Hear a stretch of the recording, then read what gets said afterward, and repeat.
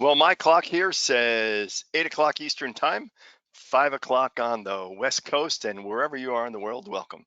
So glad you could join us for the Manuscript Society and their Manuscript Monday, which is going to be the first Monday of the month with a variety of topics and interesting discussions and interviews with some folks from all around the world. So thanks for joining us. I'm going to get started right away. People will dive in and we'll get them all caught up when we get going.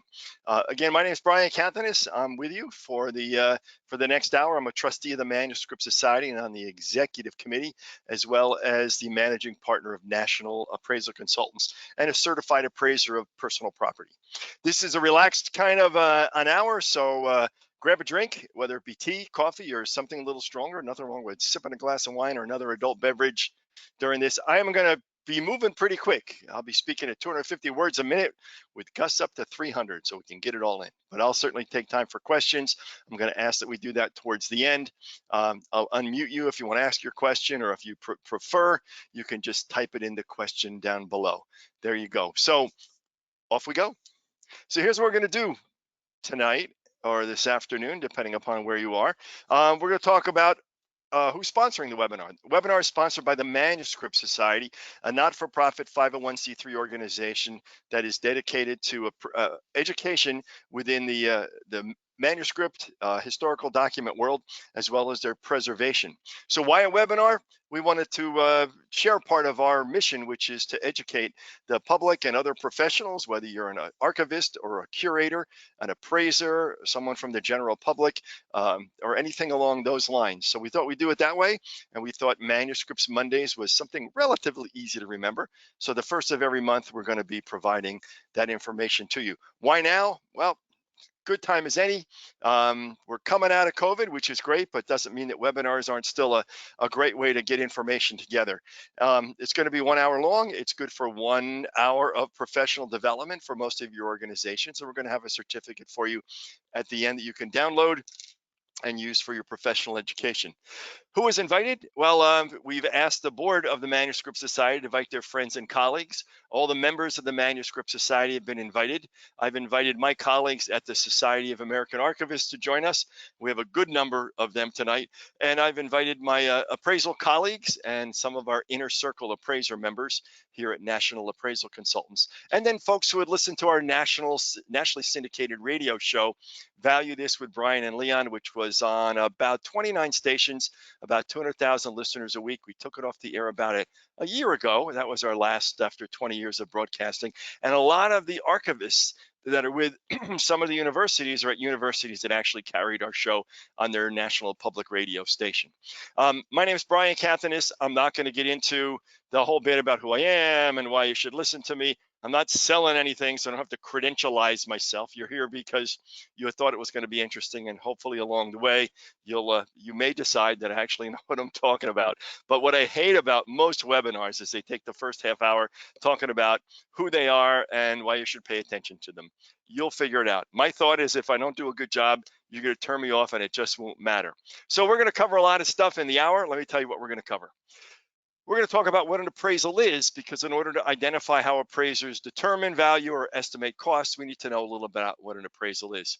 We're going to explain why it's important to you, whether you're a professional, whether you're a collector, whether you're someone who's just interested, whether you're a dealer who's buying and selling. Part of the night is to help you identify how to do your own research, how to access reliable auction sales databases and retail sales offers that are out there. Again, when you gather all that stuff up, that's data. What we want to do is turn it into information. Data is useless. Information is incredibly powerful. So interpreting the data is going to be really important. So we got a couple of tricks along the way to help you do that. We're going to talk about some of the valuation traps that people can fall into if they're trying to identify the value of something, or even properly identifying something, especially with archives and large groups of items. There are a couple of real caveats that you should know about. And we're going to leave you with where to get more information. One of the handouts for the night is going to be a 25-item checklist for appraisers, or what appraisers use. We're going to talk a little bit about what a qualified appraisal is, and I'm going to tell you how you can get those handouts absolutely free. It's all part of the deal here tonight, and how to listen to this webinar again if you choose to or dare to actually try to do that again. So with that, let's just start with a little direction just to get you going.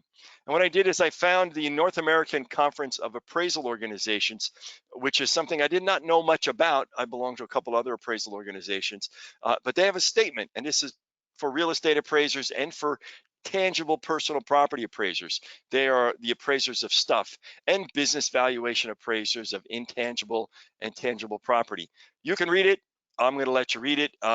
Actually, I will read it out because we have some people I see that are just listening in. So the North American Conference of Appraisal Organizations says an appraisal is a written statement independently and impartially prepared by a qualified appraiser, setting forth an opinion of defined value of an adequately described property as of a specific date, supported by the presentation and analysis of relevant market information. And most organizations, including a standard called the Uniform Standards of Professional Appraisal Practice, say that that report can also be given orally, a verbal report, if you will. Let that sink in just for a second, and we're going to focus on a couple of items within there that I think are most important.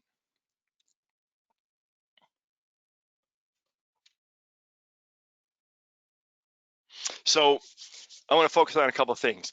One, it's a written statement, and it's a statement, whether it be spoken or written, that is independently and impartially prepared. So appraisers don't have a dog in the fight. They don't go to court and fight for their client. They go to court and they present the truth. It's impartial. We don't, if we're doing a divorce appraisal, if we think the wife's trouble or the husband's trouble or both spouses are trouble, it doesn't matter. We're working for the appropriate value. A qualified appraiser is someone who has been trained and tested, understands the appraisal procedures, and follows those appraisal procedures. Every item has a variety of values, so you must define the value that you're seeking, and you must adequately describe the property. And appraisers are done for a specific date, of a specific point in time, and I'll explain a little more about that too. It needs to be supported by the presentation and the analysis of relevant market information.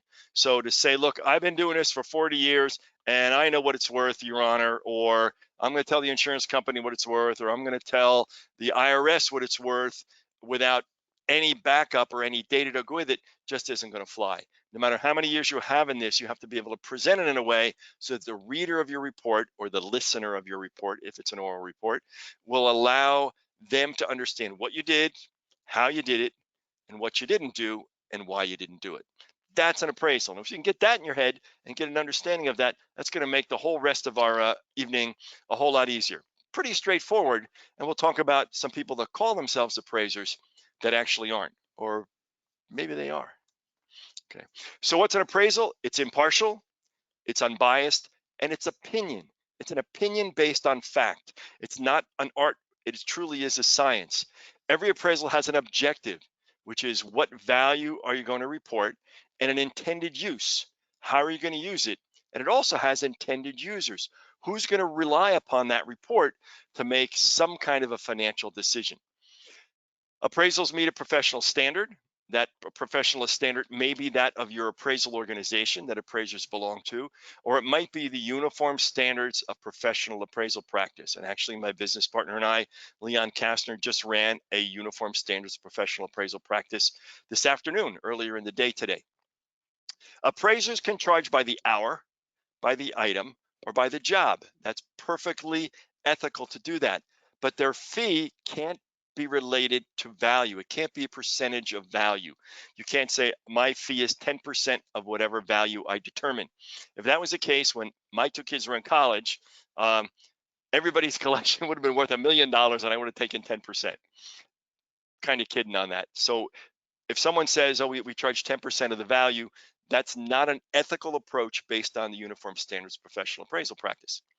Every appraisal report should have a reasoned justification, a narrative explanation as to how you arrived at that value. And the interesting thing, and maybe a little scary, is anyone can call themselves an appraiser. So people who are buying and selling can say, we'll appraise this. People who, when you bring your car in to get it to trade it in, they'll call their appraiser out and say, well, our appraiser said it's worth this much. Well, that person's probably not unbiased, probably not impartial, and probably doesn't have any formal, may not have any formal training experience. So anybody, a dealer, can say, I'm an appraiser.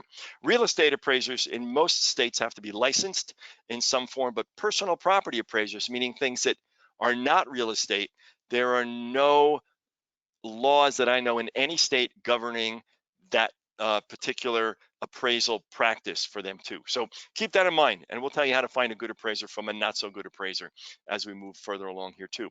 This is an appraisal from 1799. One of the things I collect, I'm a manuscript and document expert, one of my specialties is historical documents, manuscripts, and rare books.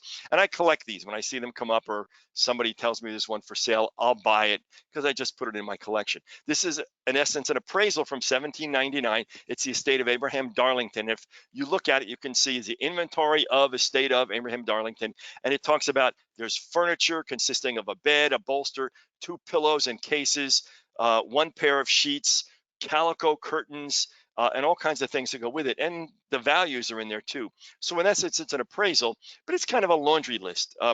Most of us have gone beyond this, although we do see some lists like this, not necessarily written on old laid paper, but we see appraisals still come in like this, which in essence are not really appropriate and are not considered a real appraisal. Okay. Cheryl is saying she has no sound, and I'm hoping everybody else has sound. Cheryl, I think it's at your end, and I don't know if I can help you at this point. We're going to take a little break along the way, and maybe you can send in your questions. If you don't mind sending me a phone number, I will try to call you if we get a little break in the action. If not, I apologize, and I just don't know if I'm going to be able to help you at this point or not. Yeah, I'd suggest you look on your settings and see if there's something there that will allow you to pick it up that way too. So, but I'm gonna keep rolling here, and we'll see if we can take a break, or you send me your info. I'll see if I can send something along to help you out. So, what's an appraisal?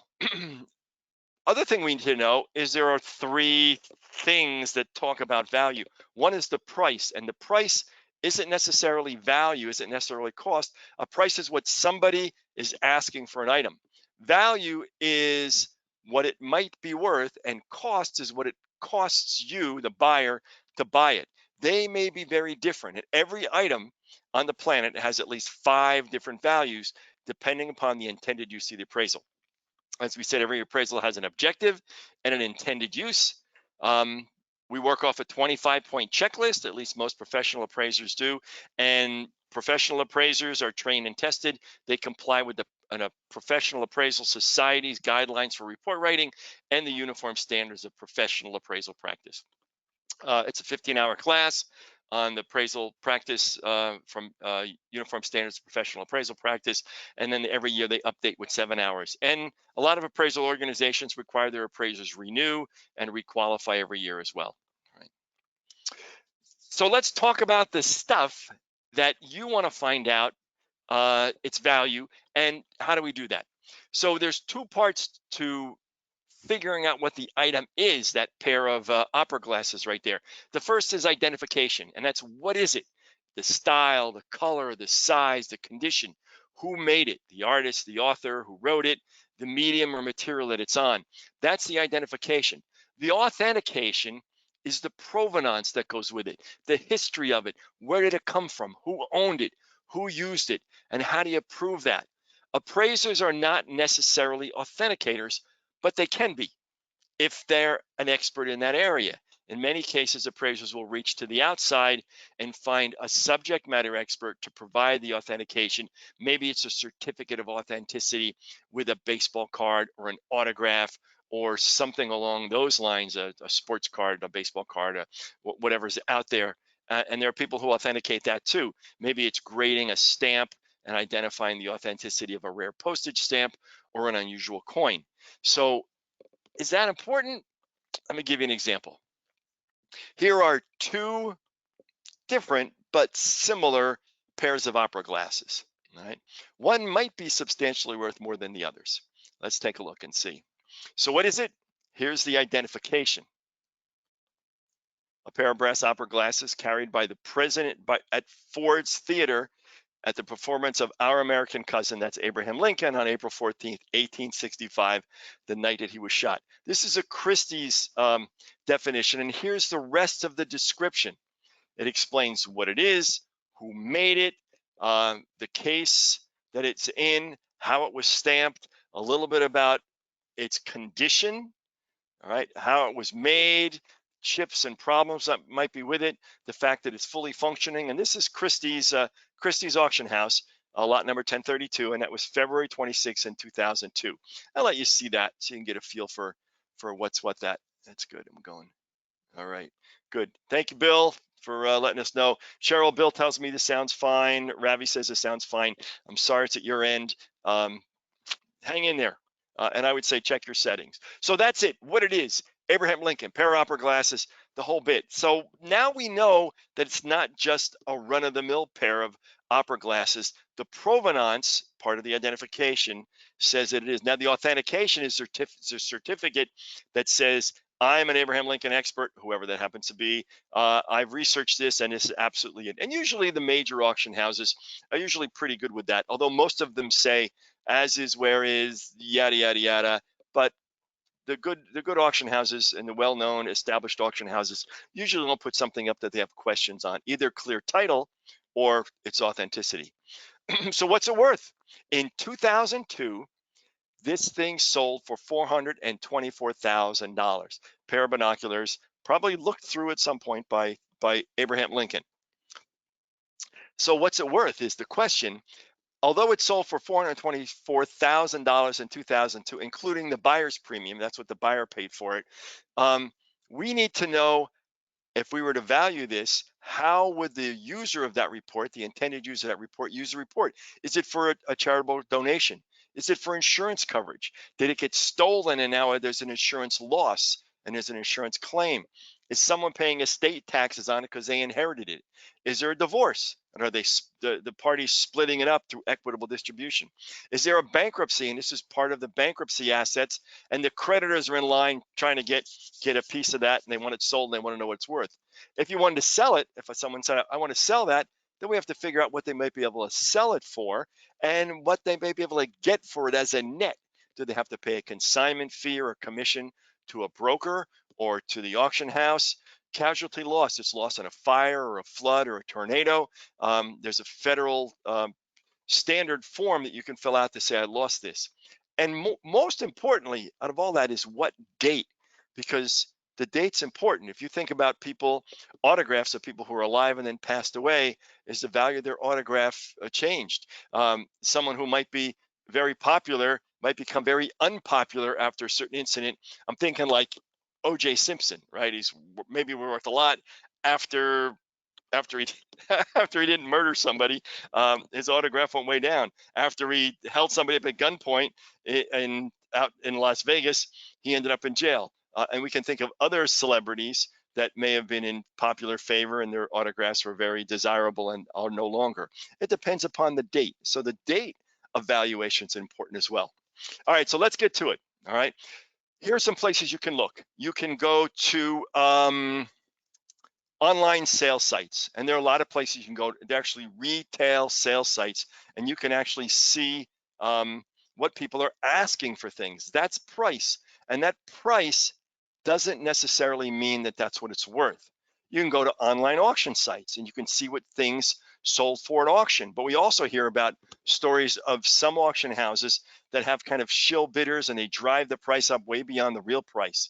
In the art world and in somewhere in the NFT world, which is the non-fungible token things that are going on now, there's been some concern, and especially in the art world, there's been some money laundering where values of artwork has gone far above that of its actual value, and they drive the price up in order to move money to somebody in an unethical or sometimes an illegal manner. So online auction sites are good, but you got to understand what's what. There's subscription databases, companies that compile a lot of auction data or a lot of retail sales data. I'm going to tell you what those are and give you some ideas for those. You can go to dealer catalogs and see what the dealers are selling any of these things for, either online or hard copy. And then in the retail world, there's Craigslist and Facebook Marketplace and a lot of the retail sites as well. So we're going to touch on as many of those as we can get to tonight, just to see what's what. I'm just checking for questions and off we go. Next. Now I picked up Pee Wee Herman doll as our first example, and you're going to say, really, Pee Wee Herman? And I picked the Pee Wee Herman doll because the process of valuation is the same, whether it's Lincoln's opera glasses, whether it's a rare book, whether it's a copy of the Declaration of Independence, whether it's a Beanie Baby, whatever it is, a piece of fine art, the Hope Diamond, any of those things, the process is the same. So everybody's kind of heard about Pee Wee Herman, or maybe had a Pee Wee Herman doll, who knows? But it's just an easy example. So I want you to go, well, what's it worth? It's the process. So the question is what and where is the market for Pee Wee Herman dolls? So we got to figure out where to go to find out. So the question is, where would you find a Pee Wee Herman doll if you wanted to buy one, and where would you go if you wanted to sell one? Would you find a Pee Wee Herman doll at Christie's? Probably not. Sotheby's? I don't know. Garage sale, estate and tag sales? Probably a better spot. eBay? eBay's a real good spot. We're going to talk a little more about that. When eBay first started, appraisers did not consider it to be a viable market or a reliable market, but eBay has grown so much with so many followers, so many people that are listing, so many people that are buying, that it truly is a market that we have to look at. There are estate sale websites as well. Those are places to look good. Toys R Us, I wouldn't go there because maybe they came back again, but they were down for a while. Bonham's auctions or any of the big auction houses, I don't know. Walmart? No, not Walmart, because this is an item that is no longer available for sale in the primary retail market. We're going to the secondary market. We're going to after the Walmarts and the Toys R Us's and all the toy stores and the department stores that sold these, you can't get them there anymore. So we have to find another market. We're going to go look at that market. So I just brought up eBay for you, and I did this a couple of months ago because that's when I first put the presentation together. And if I type in Pee Wee Herman doll up at the top here, and I just click boom, it will show me the listings. This is what people are offering the Pee Wee Herman dolls for. This is an asking price, 199, 184. There's one a little further down.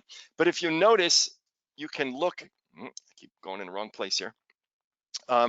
If you look a little closer, you'll see that there's a spot. I see 85 results for Pee Wee Herman, but if I spell that differently, I'm probably going to get a different result. Come on, move. There we go.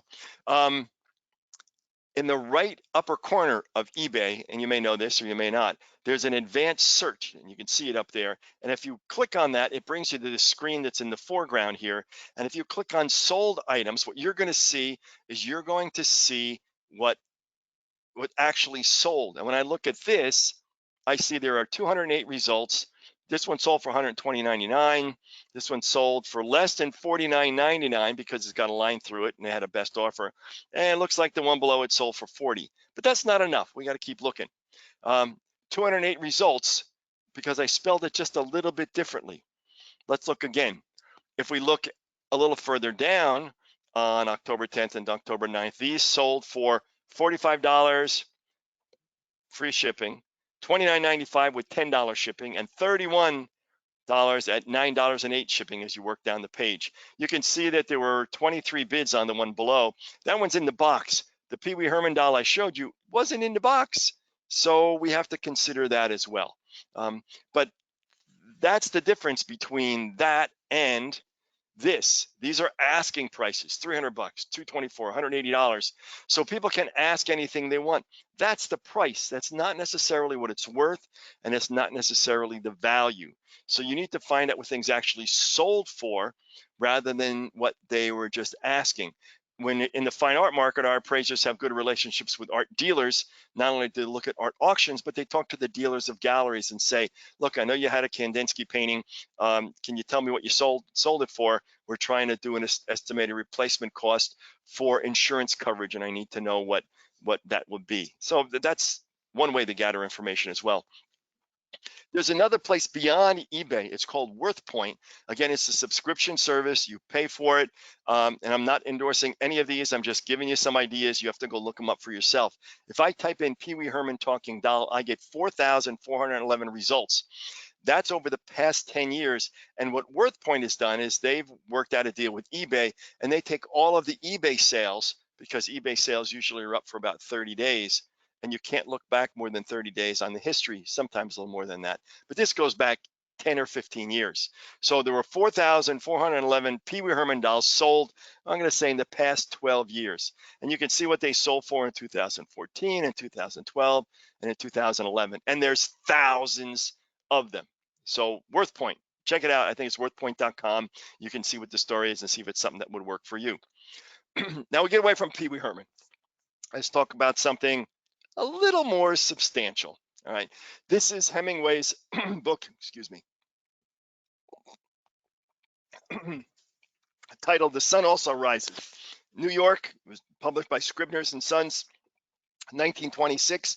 It's described as octavo, which is a size of the book, and it's with a dust jacket. And the dust jacket is that paper covering that goes over the bound book itself.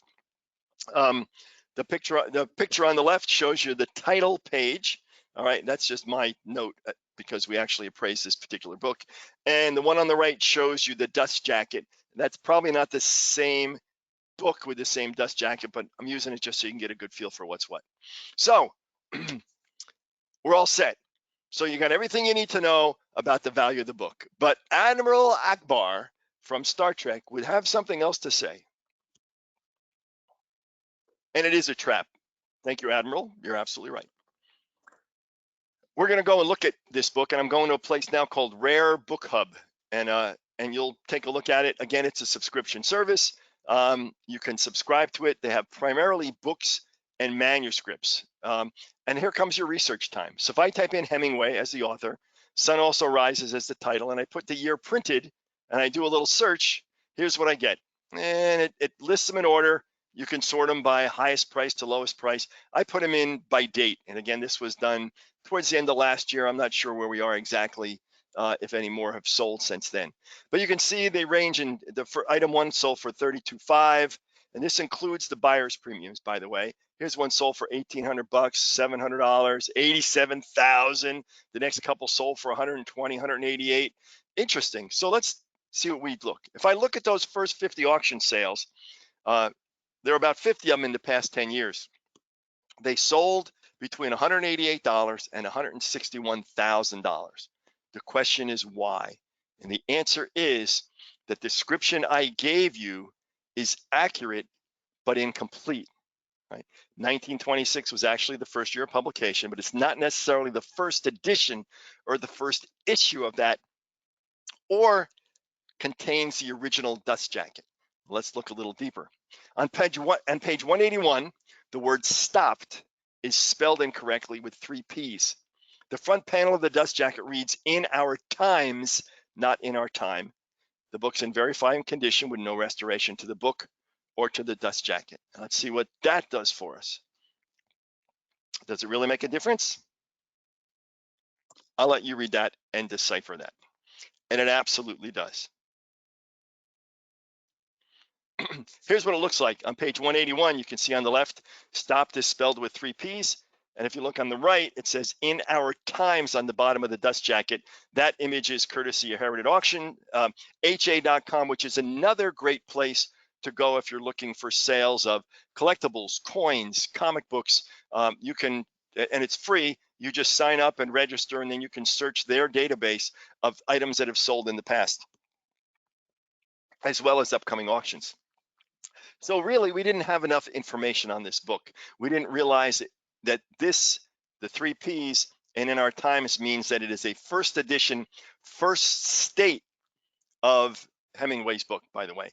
American Book Prices Current is another place to look for books and manuscripts. If you're going there, you can type in Hemingway, Sun Also. You don't have to put the whole title in there. You can search by a main entry, by price, by title, by imprint year. I put in 1926, and I have another sub search where I'm really looking for for the first edition, and maybe under keywords you could write first. It's good for manuscripts. It's abpc.com. Again, it's a searchable database, and it's a subscription service. You pay for the service for them to compile the information. So when I do that, what comes up is Ernest Hemingway, Sun Also Rises, first edition. Oh, I gotta go back. I clicked too fast here. Oh, come on, let's go back. I'm going back. Hang on. I'm getting there. Okay, let's go back to that. Sorry. We move forward. First edition, first issue, original cloth, dust jacket with some toning, light edge wear, 2 short closed tears at the top, discoloration on the foredge. The foredge is the opposite of the binding, the edges of the pages that you see. So there's some things in there. American Book Prices Current does not include the buyer's premium, which is typically, for most auction houses, 25%. So depending upon the kind of appraisal we're doing, you may want to add that in there, which is important to know. So this is the hammer price. It's when the appraiser says sold for $70,000 to bidder number 23. That's not what the seller gets, nor is it what the buyer pays, and we'll talk more about that in a bit. So there's some Sun Also Rises first edition, first issues, different qualities: a $70,000 book, a $26,000 book, a $32,000 book, and here's one for $32.50, sold back in 2019 at Doyle's. A lot of damage: cloth splitted head, a long paper spine, chipped tape stain, those kind of things too. So conditions really huge, and that's an important part of a description and identifying value. If we go back to Rare Book Hub, and we click on one of those lists, the one at the top here, sold for $87,500. It explains first edition, explains in our time. Auction catalogs are a great way to identify rare versions of books, rare versions of art, rare versions of jewelry, all those kind of collectibles or investment type items for you to be able to figure out what's what. So don't overlook the descriptions. Incredibly important. Admiral Akbar told us to worry about that one too.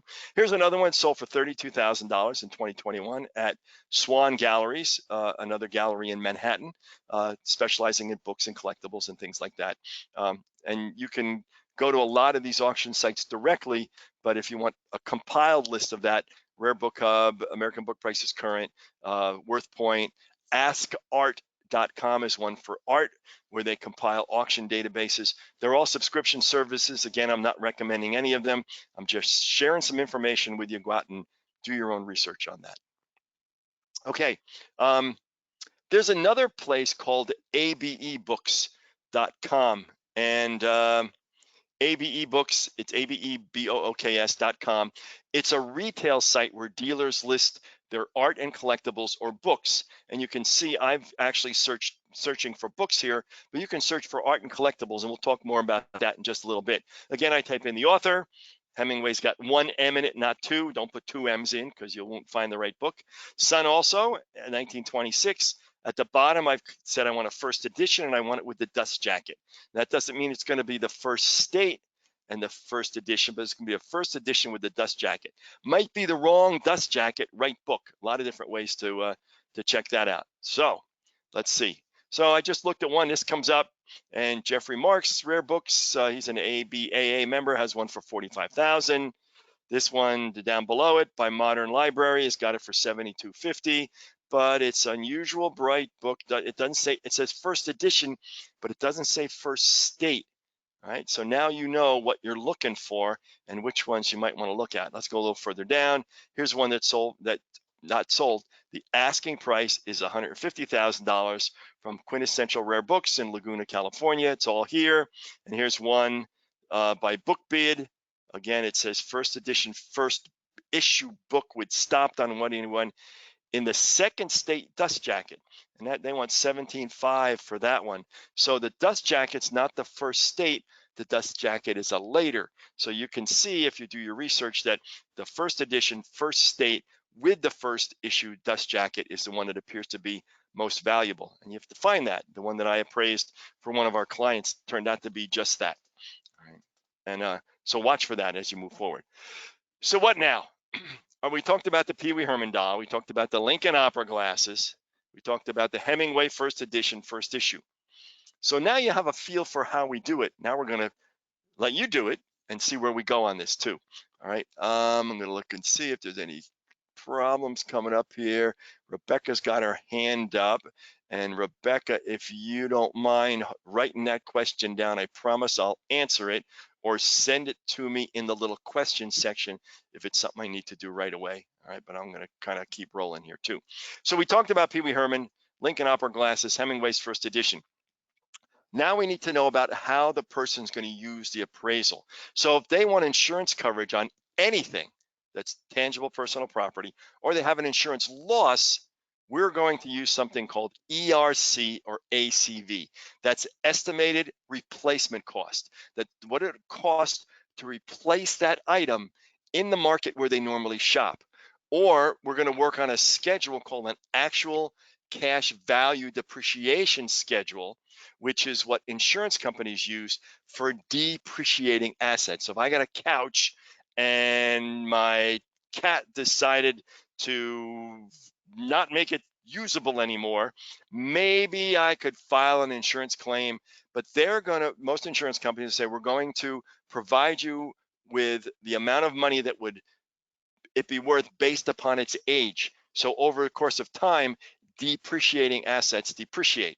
So we're going to look at that too. But a proper description is really critical. So if you have, and I see some jewelry appraisers on with us tonight, they know that when you describe a diamond, you don't just say it's a 1 carat diamond. There are 4 C's. The 4 C's are cost, cost, cost, and cost. Now, actually, the 4 C's are, what is it? Carat, cut, clarity, and color. And all those 4 things should be properly described to describe a diamond. If not, most insurance companies, whatever the personal property is, they have the right to replace it with something that's just like the one you had.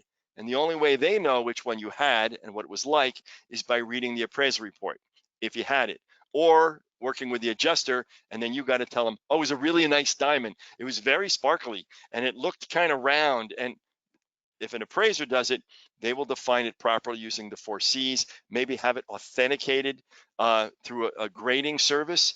And that way, it's an insurance policy against your insurance company or for your insurance company, so you know exactly what you had. If it's a donation, the IRS has a standard that you have to follow, and usually it's FMV, fair market value.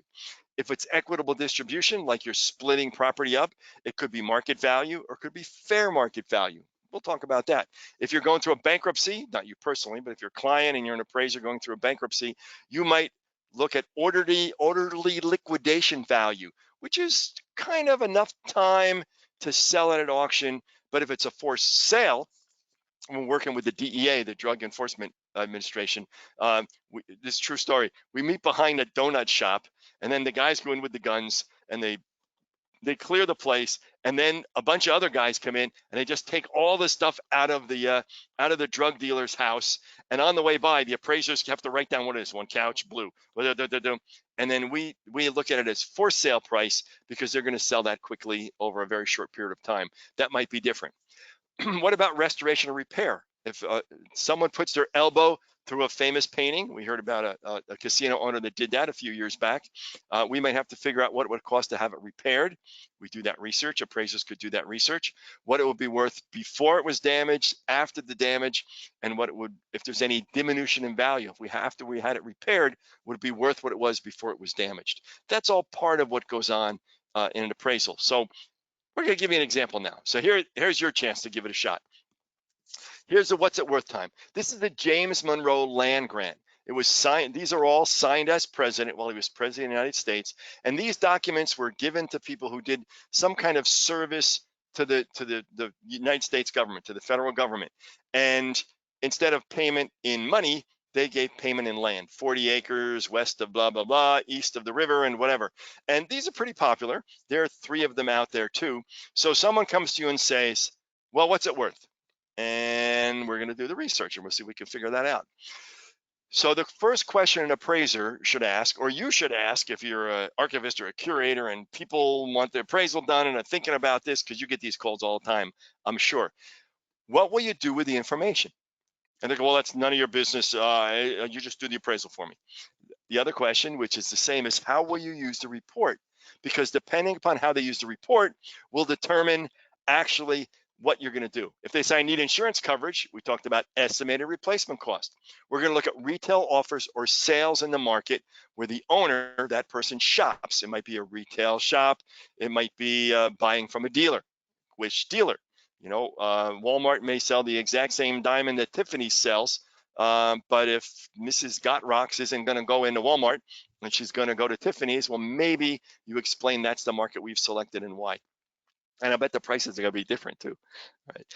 I want to donate it. We want fair market value, and the definition of fair market value, part of it is most common market. It's probably going to be at auction, and it's going to include the buyer's premium.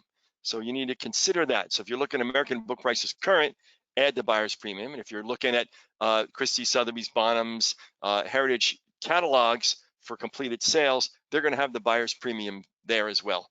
Okay, here's another one. I want to sell it. Well, you're going to look at market value, and they want to know what can I get for it if I sold it. You need to know that what the net to the seller is if it's sold at auction, because the auction houses charge a commission. Remember, we talked about that $70,000 copy of The Sun Also Rises, but $70,000 is sold for 70. The seller's going to get less than that. And it's the net to the seller if it's sold by a broker or on consignment somewhere else. So you need to know what's going on within the marketplace. I'm getting divorced. You never know whether you say congratulations or I'm sorry. Sometimes they're all happy and sometimes they're not. Market value or fair market value depends on the jurisdiction, what the court expects, and what the states are. It's possibly the net to the seller or what the seller would have to pay to buy it. So, and that might be at market, that might be at auction, or it might be based on a dealer selling it as well. Or what will it be worth if I restore it? And that's called a hypothetical appraisal. Someone brings you a beat up old firearm from the Civil War and it's in really ratty shape, and someone brings it to an appraiser and says, what it'll be worth if it's fully restored? Well, you have to look at it what it's worth now, what it's worth will be worth when it's restored, and how much would it cost to restore it, so people can make those kind of decisions. So there's a lot of analysis that goes into that too. And the last one is I want to charge people to show it to them. I have a piece of the moon rock that I'm not supposed to have, but I got it, and I want a dime for every time somebody looks at it. How many people can I get? How much money will I make? And that's called the income approach. It's usually done with rental real estate, but it's also done with certain things that go on exhibit, and they're expected to bring people in to a museum or to a particular location or particular venue, and you figure out what's the ticket price, how many people will arrive, those kind of things. We've done that with model railroads that are being donated, and we also look at what the income approach might bring, so that particular organization can figure out how much money they might generate by having that particular railroad layout or whatever it happens to be there. So we've covered a lot of ground here. It's a lot of stuff going on. So I'm going to take a breath and let you kind of let that sink in. Look at this page again, because we're going to move on to figuring out what this James Monroe land grant, its value really is.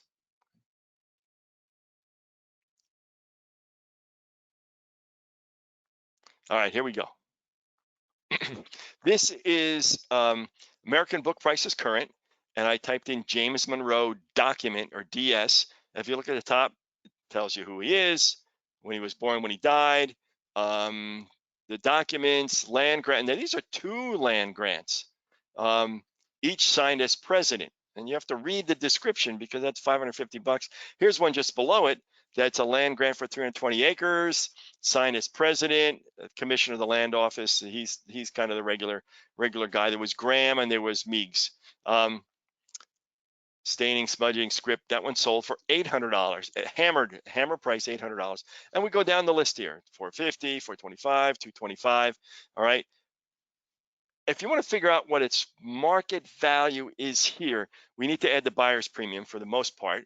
But we also look for the mode, and the mode is a mathematical term that means it's the most commonly occurring value. So if we look at the first one, that's 550 divided by 2. So they were less than 275 each.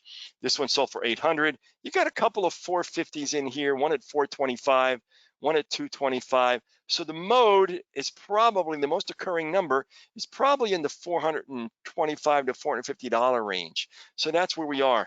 If it's something that we wanted to know for charitable contribution, we would add the buyer's premium. If the seller wanted to know what they could get if they sold it through Swan or Sotheby's or any of these other places, looks like most of them were Swan, you'd have to net out the commission or the consignment fee that the auction house would take. Make sense? I hope so. All right. You can also look in retail markets. Let's find out, someone says, look, I want to buy one. What's a good price for me to pay? But I don't want to buy at auction because I don't know how to do that, but I want to buy it from somebody. Who should I buy it from? I said, I'm not going to tell you who to buy it from, but I can tell you what they're selling for. And I can look at all here. This is another compilation that comes out of a different variety of databases that we subscribe to. There's one on A Books for $1,500. Here's Biblio for $1,250. Conway's Vintage Treasures, a retail site, is offering one up. Another one on A Books. eBay's got one. eBay's got a couple of them down along the bottom. So you can get a feel for what things are going for, and it's understanding the market. If you shop for groceries, you know when you're paying too much for milk or you're paying too much for eggs. Actually, everybody's paying too much for everything these days, but kind of that's where we are right now. All right. So the question is what it's worth. What's it worth? Again, we go back to the question that we started with. Oh, I'll go back one. Sorry about that. Let's go back one. So again, it depends on how people are going to use it. If we're looking at estimated replacement cost, because you want to insure it, I would go to the retail area and say, here's what it would cost to replace it. If they wanted to sell it, I would look at the net to this, that it would happen probably through auction, or what a dealer might pay. All right, James Monroe Lands Grant. If it was fair market value, I would use auction results, because in my opinion, as an expert and appraiser of historical documents, the most common market for these is the auction market with these particular auction houses, because some auction houses only want something that's worth substantially more than that. So that's how you go about it too. So we've covered a lot of ground there, but I also want to cover a couple of new things, and I skipped ahead, so now you're going to see. Because we have so many archivists here, and people appraisers who are wondering about appraising archives or have appraised archives, I thought I'd talk a little bit about archives and large collections. This is actually the city of Philadelphia's city records, and we were the appraisers of the city records, and although we maintain high levels of confidentiality, this was a public bid. The information's everywhere. It's public information. There's no private information by anybody else. Even the guy's fingerprints who was arrested over here, there's no name, there's just a number, and I can't figure out the number. But there are approximately 3.5 linear miles of documents and manuscripts from relatively new, contemporary, because a lot of stuff is digitized now, all the way back to when Fairmount Park, the big park in Philadelphia, was created, because that property, a lot of that property was donated by the founding fathers, and there are deeds which actually transfer that land to the city of Philadelphia. So there were documents signed by signers of the Declaration of Independence and early, really popular and well-known and really rich Philadelphians. So what do you do with large archives like this? Another example is the Nixon Watergate papers, and we were the expert witnesses and consultants to Richard Nixon versus the United States of America. The federal government took under eminent domain 40 million documents of Richard Nixon's presidential documents, and for 25 years they argued as to who owned them. An appellate judge said, yeah, they belong to Richard Nixon, and now you got to pay them because you took them under eminent domain. Figure out what it's worth. We worked on this case for several years. In the upper right-hand corner of your screen is the transcript of my deposition, which went for 10 hours. I don't know how many pages. And there's Nixon's resignation letter to Henry Kissinger, and Kissinger initialed it with HK down there too. 40 million documents. How do you do that? How do you appraise that? Well, here's one thing you don't do. Here's an archival appraisal tip. You appraise it for what it is in its current state. So though that car happens to belong to my wife, which she lets me take the Pocono track and race once in a while, is a 1997 Mazda Miata with 187,000 miles on it. You appraise it because it's a collection of 9,650 Miata parts. You don't appraise it as 9,650 Miata parts because that's not how you'd appraise it. It's an archive. It's an archive that turns into an automobile. So you appraise it as an automobile. You don't appraise it as a 9,650 parts. So we couldn't take 40 million documents and appraise each of them and add them up. What we have to find is a comparable archive. Same thing with the city of Philadelphia. If you can't find a comparable archive, then you look for other things in parallel markets that are just as iconic. And the way you do that is through a variety of techniques. You have to look at blockage. Could all of those 40 million documents hit the market at the same time and be absorbed? If there's too many to be absorbed in the market in a reasonable amount of time, then there's going to be some kind of blockage, which means they're not going to sell for that. If those 4,411 Pee Wee Herman dolls all went onto the market at the same time, and they all went up at auction, I bet they wouldn't come to the $30 range. It'd probably be substantially less than that. An appraiser has to figure out what that is. That's just a picture of Beanie Babies on the right. That comes off of eBay.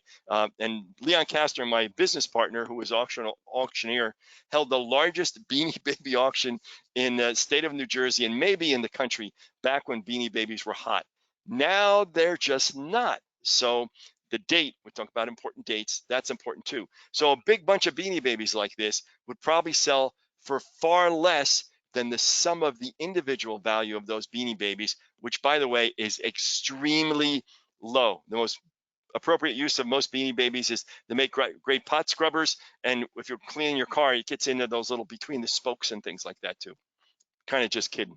So we have to figure out the absorption rate. How long would it take 40 million documents to be absorbed into the marketplace? How long would it take for 10,000 Beanie Babies or an archive the size of the city of Philadelphia?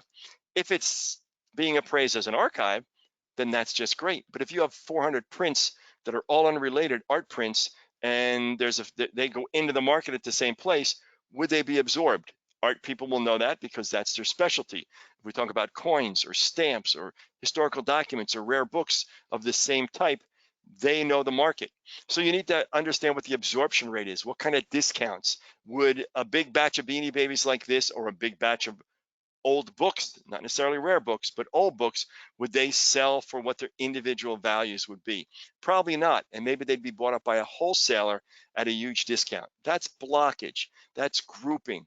And if you have to sample, like we did with the Nixon Watergate papers, or we did with literally thousands of fine art prints, we have to figure out how big a sampling do we need. When I did the photo archive of the Chicago Tribune, there were so many photographs. I can't even begin to tell you how many, but we couldn't do them all. So we sampled. We looked for the good, the bad, and the ugly. And if sometimes we had to take our sample a little bit further to figure out if our sampling actually resulted in credible information. So you need a defensible sampling. You got to figure out how to do that. You can group them and categorize them between $0 and $50, between $51 and $100, between $101 and $500, over $500, over $1,000, those kind of things. So you got to do adequate research. You have to have a reasoned justification. Appraisers have to explain why you did it, and you have to. So that's another trap that you want to avoid: blockage, grouping, and sampling, which can kind of get in the way. And that kind of brings me to where we are. So I want to make sure that we covered what we said we covered. We talked about what an appraisal is. We talked about why it's important for you to know. I hope you've taken some notes and got some ideas. We talked about how to conduct your own valuation research and the difference between data and information. I've mentioned some reliable auction databases. You can do your own independent research. You can compile your own catalogs. We have a proprietary database that we've created based upon extrapolating information from a variety of sources. You have to know how to interpret that data. We talked about that. We have to avoid the valuation traps. There were several of those. And we talked about where to get more information about that. But I got more for you as we keep going. So let me get to that, and then we're going to get to our questions. So one of the resources that the Manuscript Society has open to anybody is how the Manuscript Society's criteria for identifying how to describe manuscripts, historical documents, and autographs. Again, this is probably different than the way archivists catalog things, but these are primarily how dealers and collectors will report them. So although your entries may be different, and I know you have different classifications, and different ways to identify things and to categorize things and to classify things. This is a good reference to give you an idea of how dealers do it, how catalogers do it, how auction houses do it. The other thing is every Monday, first Monday of the month, Manuscript Society has something called Manuscripts Monday. This is the first one. Next month, we got one coming up for you on Al Ottens is the author of General John A. Rowland's No Ordinary Man. The author is Al Ottens. He's written many books. This is a definitive work. It's one of the extremely, it's an incredible book. So we're going to talk about the book. We're going to talk also about why he picked Rowlands. We'll talk about the book writing process, finding a publisher and the challenges he had, working with editors, tips for new authors, traps to avoid, and we're going to have a little discussion about what I call legitimate publishers. This was published by University Press, and self-publishing, and I've published a dozen self-published books. We'll talk about the difference and might work, but you're going to enjoy this one. Again, it's the first Monday. It's coming up on April 4th, and we're going to have one every month, I hope, first Monday of the month for you too. All right, final thoughts. There's a certificate of attendance for you. It's going to be emailed to you shortly. It's probably going to be an hour after this is done. The certificate will be attached. Please look for it, and I'll suggest to you that it could take a while to download. So hang in there. I mean, it might take like 5 minutes to download. We're having a little trouble with GoToWebinar here, and we're going back and forth with their tech folks. They claim there's not a problem. Shouldn't take that long for a certificate to download. We don't send them to any of your appraisal organizations, your societies, your archivist society, any of those organizations. Make as many copies as you want. Send it off for whatever continuing education you might get. Again, give it a long time to download.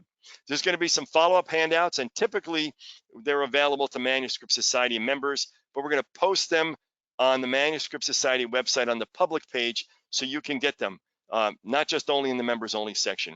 The handouts, I'm going to give you a 25-item appraisal checklist, which appraisers use to identify, make sure their appraisals are compliant with the uniform standards of professional appraisal practice. I have an article that I wrote on how to identify a qualified appraisal, and I'll give you my CV and my bio so you can line your birdcage with it, or you can find out what I do and what I don't do, and rather than spend time here. You can watch this webinar live, you can watch this webinar anytime if you dare, all right? It's posted on the Manuscript Society website. I'll probably post it next week. It might take a little bit longer, but look for it and you'll be all right. And if you're a National Appraisal Consultants Inner Circle Appraisal, you'll have access to it on the NAC Inner Circle members only site. There you go. And I want to thank you for sure, especially to the trustees and staff of the Manuscript Society, and to you for being part of this program. It's great having you. We got time for questions. I'm going to open it up. And here we go. If you're not a Manuscript Society member, by the way, you can join at manuscript.org. There's a lot of information there. You can check it out if you're a professional appraiser and you want to gain access to our appraisal education and business development systems. You can go to Inner Circle Appraisal. That's my subtle, not much of a plug. As we go on to questions. So if you have questions, you can do one of two things.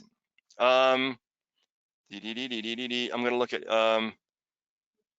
Brad. Okay, oh, that's okay. Thank you, Brad. Thank you, Beth. Beth, you didn't get enough of Leon and Brian today. You were on a 7-hour webinar earlier today. Anna asked, how does blockage, grouping, sampling affect the work with NFTs? Anna, you're killing me. NFTs are non-fungible tokens, and they're relatively new, and I don't know a lot about them, but I need to learn more about them. An NFT is, in essence, if you go to Stephen Colbert's website, who's the host of Late Night with Stephen Colbert, he's got this little PowerPoint that talks about what NFTs are and how they work, and they're called non-fungible tokens, and in essence, you own the rights to something, but you don't own the thing itself. So I don't know. It's too early, I think, to know, although there's a lot of stuff going on, but my research tells me that a lot of those NFTs that are sold and resold are bought by the same corporation, just different companies within it. So we have to make sure that and it certainly may be very legitimate, and that they're all legitimate transactions. A lot of times they're traded through cryptocurrency. So there's a lot of stuff to look for. So I don't have much to tell you in that, Anna, but it's certain. Maybe we'll do a Manuscript Monday at some point. Bill said a monthly webinar is available just for Manuscript Society members. Are these available to everyone? Bill, they are available to everyone. We're going to offer them up, but what we'll probably down the road is we won't have the recordings or the handouts available to the general public, just to Manuscript Society members. Good question, and thanks for letting me do that. Paul Cartwright, is there a PowerPoint or transcript available for your presentation? I have lost service here in Mississippi. Well, if you lost service, then I can't answer him, but we'll send a note out to Paul and tell him, yes, there will be. Ellery says, thanks, excellent presentation. Now, if you have a question that you'd like to ask, you can either post it up there or you can just raise your hand. Holly, I'm going to unmute you so you can ask your question. I hope that's okay. I'm unmuting Holly. All right, Holly, you got to unmute yourself and ask away, okay? Holly, there you are. Holly, I got you. Go ahead. Hey there. Actually, I don't have a question. My computer froze up and we lost internet, and I thought it was you guys. Sorry. No, don't worry about it. That's perfectly fine. Thanks for raising your hand, and thanks for joining us. It's pretty crazy. Good deal. All righty. No, this Thanks is so great. much. You be well. Thank you very much. Take care of yourself. Stay safe and happy. You too.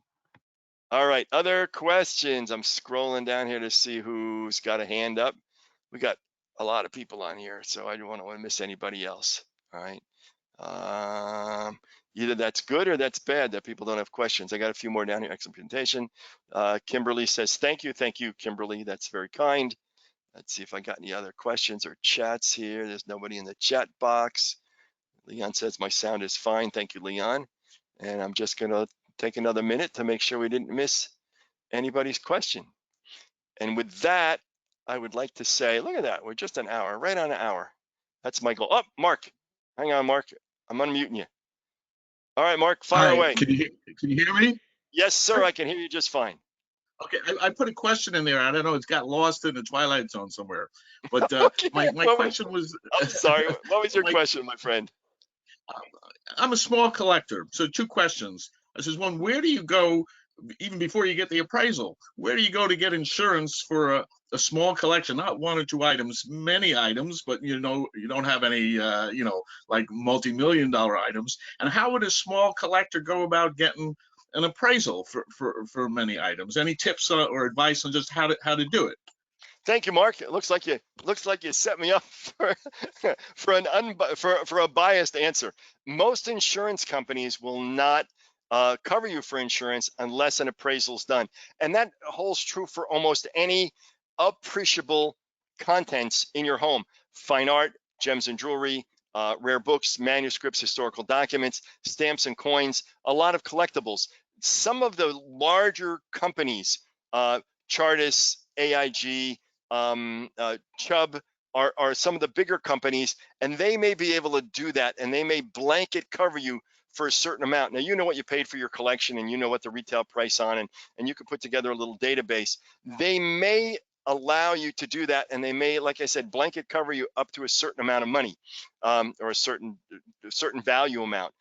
If not, you can go to a variety of places. One, you can go to the American Association of Appraisers.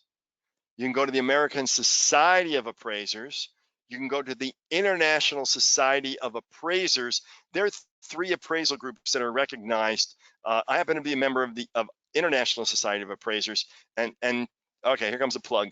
I hold the only certified specialist appraiser in autographs, manuscripts, and historical documents. But you may find other people on the ISA site, International Society of Appraisers site, the American Society of Appraisers site, or the American Appraisers Association site that are appraisers. You want someone who's certified, a senior member, or has the highest level of credentials, and that's what appraisers do.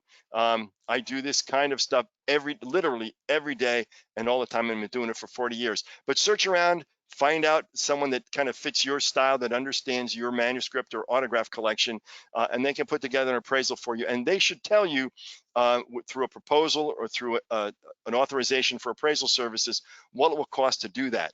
And I hope does that answer your question? That help a little bit? Yeah, the appraisal part maybe sounds the easiest. I guess it's where to go to get the insurance to insure a small collection. You have a homeowners or renters policy? Yes. Then start there, Pick up the phone, talk to Okay. your agent, and say, "Here's what I got," and they're going to go, "Oh no, you need an appraisal. You got to." Maybe you don't, but you Yeah. probably do. If they say you do, you can check a couple of those other insurance companies that I told you. But I always start with whoever's covering my homeowner's policy, or if I have a bundled policy with my car and auto and home and all those kind of things. That's a great place to start. Does that help? Yes, very much so. Thank you. Very good. Well, thank you. That's a great question. Good. Let me see what else I got here. Who else I didn't answer yet? Dominique, can I miss your quote, Dominique? How do I answer the question, is this damaged item worth restoring? That's a great question, because people go, well, I'm not going to pay your appraisal fee unless you tell me how much it's worth doing. And I said, well, we have a minimum fee. So, well, what if it's not worth that? I said, well, you're not paying me for the advice, or you're not paying for what it's worth, you're paying me for me advice. So it's like going to the doctor and saying, well, look, doc, I know you charge me this much money and I got this much deductible, but if you're going to be bad news, I'm not going to come to you. Or if it's not worth coming to you, I'm not going to pay your bill. Or if the diagnosis and the treatment costs more than you're going to charge me, then I don't know if I want to do that. So that's a good question. Is this damaged item worth restoring? I talk to people about their sentimental value, because there's more than just monetary value, and help them try to figure out if they want to make that investment or not. And you can say, look, I don't know. Some appraisers will do a two-step. They'll do a real basic amount of research for a fee, of course, and they won't necessarily do the formal appraisal until you say go. So we do that. Sometimes we do that with donations. Well, you're going to charge me a minimum of this much to write an IRS compliant donation appraisal and fill out all those federal forms for me. I don't know if that's worth it. Is it worth that much? So we might do a preliminary. Again, it might be a verbal appraisal, but it certainly complies with USPAP and the uniform standards and all the things we talked about. So that's a lot of it's marketing and figuring out how to actually do that. But that's a great question. I really appreciate it. We got a lot of really good questions now too. Appraisers Association of America, Appraisers Association of America, Kathy mentioned, and I did mention that as well, Kathy, so you're good. Bill asks, are there any insurance companies that specialize in insuring manuscripts and autographs? I don't know of them. There was a company that specialized in stamps, and they said that you don't even have to have an appraisal, just let us know, we're just fine. There's also a company that said they will insure anything in your safe deposit box without knowing what it is. To me, that's kind of scary, because they don't know what their risk is. And if they don't know what it is, how are you going to prove that it was actually in there at the time? And that's when the adjusters come in and things get a little crazy. So Bill, I don't know one that specializes in it. I mentioned Chubb and AIG Chartis. Those are some of the high-end companies that understand fine art, rare manuscripts, autographs, historical documents, and things like that. So I want you to do some research and find out. I'm not going to recommend anybody. Ravi asked me, what's the most memorable hidden treasure you found? We don't always find things. People will bring things to us, but some of the most interesting things that I've worked on are things that are directly related to American history. A handwritten letter by Helen Keller in pencil, which actually was part of my collection. Rosa Parks's coat, the one that she wore when she was arrested. Again, I can talk about that because there was a big court case and my name showed up everywhere and in the Detroit papers and all those kind of things. So I appraised the coat that Rosa Parks wore when she was arrested during the bus boycott. And again, there's something that goes to provenance. Is it a coat? Yeah. Is it Rosa Parks' coat? Okay, that's kind of good. Is the one that she wore when she got arrested, and they got the picture of her with her, the mugshot with the numbers underneath her. And actually, it's the statue that is in, I believe it's in the Capitol, of her wearing that coat with her little handbag and her hat. That's probably one of the most interesting things I've done, but I've been doing it for a long time. I've done stuff that's been to the moon. I've appraised a Back to the Future DeLorean. I've worked with Nobel Prize winners, Grammy Award winners, Oscar winners, Emmy winners. So I've really met, the best part about the job is actually meeting incredible people and handling amazing things, most of which we can't talk about. But thanks for the question, Robbie. That's great. I'm going to see if there's anybody else that's got their hand up. And if not, I got Mark already. I am going to, Stuart. Hello, Stuart. I'm going to unmute you. Are you there, Can you hear me, Stuart? Brian? I can, sir. I owe you a phone call, by the way. We're supposed to meet up for coffee one of these days. It never Yeah, I happened. know. Now that coronavirus is on the wane. Good. Uh, Go ahead. can you speak to the fact that the Pee Wee Herman doll is a commodity and the Lincoln Opera glasses are a unique and historical component? Well, yeah, that's certainly a good point. And Stuart, by the way, is an appraiser with a designation in a major appraisal organization. Also a member of the Manuscript Society. So if you're looking for other appraisers, you might reach out to Stuart as well as you do your search for an appraiser. Yeah, you're right. There's many of those Pee Wee Herman dolls, and we saw 4,000 of them sell in the past couple of years, and over the past 10 years or so, and how many more that didn't sell. But you're right. But the Lincoln item's unique, and finding a comparable sale on that, if you can't find the actual sale, is really challenging because you would look for other Lincoln items that are just as good. I can't think of much that's a whole lot more interesting and more historically significant than the opera glasses that he probably peeked through and had with him on the night that he was assassinated. But you're right, big difference between that, and that's why I kind of picked Pee Wee Herman, and I want to pick some at the other end of the spectrum. So that makes it, like you said, that makes a big difference, and we have to look for parallel markets if we can't find the exact same thing. Did that help, Stuart? I know you answered that question, and you were asking to kind of give me something to talk about. Are we good, Stuart? Yep, that Good worked. deal. Thank you so much. I appreciate it. Stuart Embry has his hand up. And Stuart, I'm going to unmute you and see if you have a question or a comment. Fire away. You're going to have to unmute yourself there, my friend, and you'll be good. There you go. Go ahead, Okay. Stuart. When you're donating something, is the cost of the appraisal, can that be tax deductible? It could possibly be. I am not an accountant. I am not an attorney. I'm not a doctor like you are. So I don't give medical advice. I don't give financial advice. I don't give legal advice. That is a great question for your accountant and your tax professionals. I have seen some people deduct that, and I have some people have chosen not to. So that's my answer, and I'm sticking to it. But that's a great question, Stuart. Okay, thank you. Thank you, sir. Really appreciate it. All right, good deal. I'm going to go up and down the list one more time here. We still got a ton of people on. I want to make sure I didn't miss anybody. Carol, hello, Carol McKenna. I'm going to unmute you. Question I can answer for you or a comment? Go, Hi, Carol. Brian. I didn't know, my question is concerns about conflict of interest. You mentioned you were obviously an appraiser and a collector.